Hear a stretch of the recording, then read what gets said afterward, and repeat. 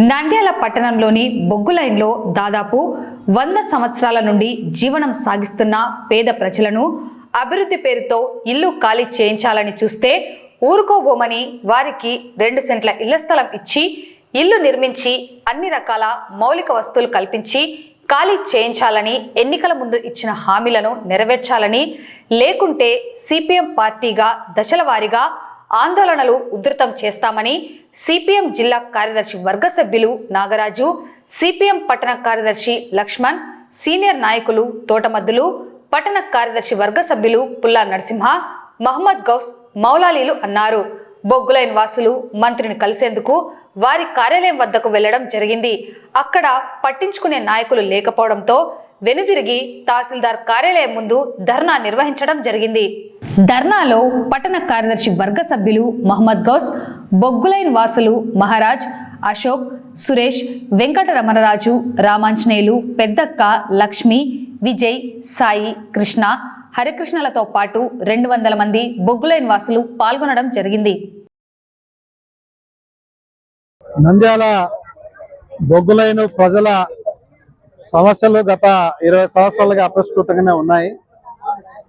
అయితే అప్రస్తుతంగా ఉన్న సమస్యలు పరిష్కరించాల్సింది పోయి శాశ్వతంగానే నంద్యాల బొగ్గులైన్ నివాసస్తులను ఖాళీ చేయించే ఉద్దేశంతోనే గత ప్రభుత్వం పనిచేసింది, ఈ ప్రభుత్వం కూడా పనిచేసింది.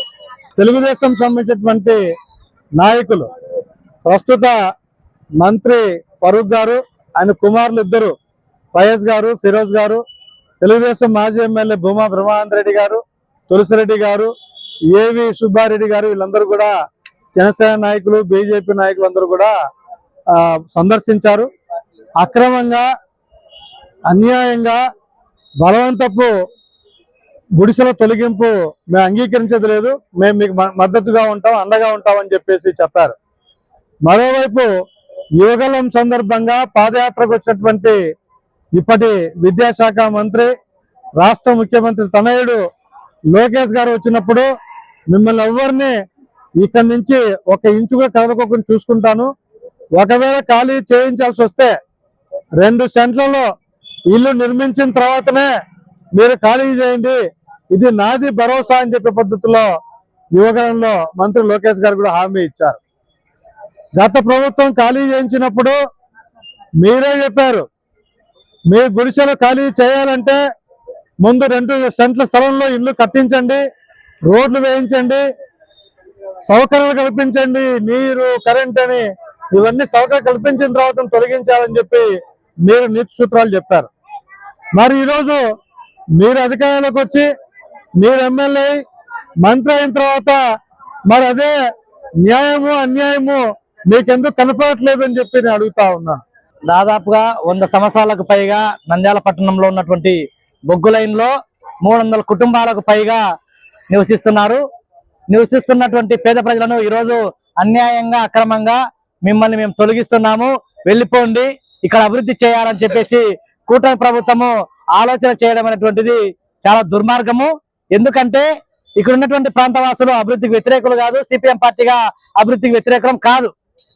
రోడ్డున పేద ప్రజలందరినీ రోడ్డున పడేసి మేము అభివృద్ధి చేస్తామనేటువంటిది చాలా దుర్మార్గము.